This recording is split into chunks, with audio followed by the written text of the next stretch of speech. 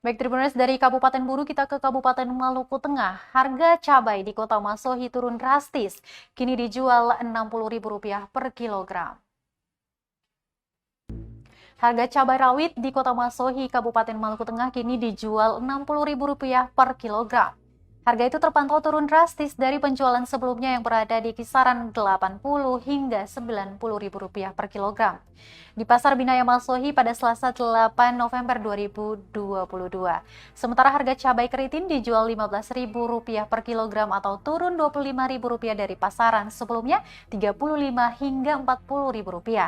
Dikatakan turunnya harga cabai asal Kecamatan Seram Utara Timur Kobi, Maluku Tengah itu disebabkan stok melimpah di tingkat petani.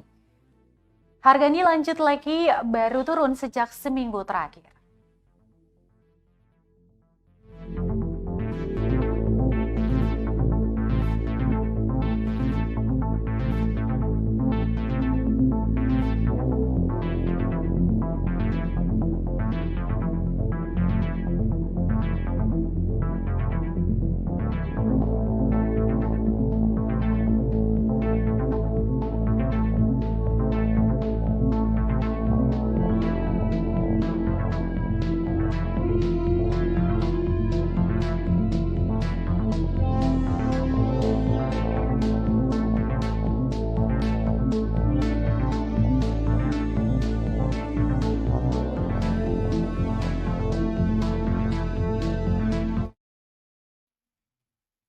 Terima kasih sudah nonton.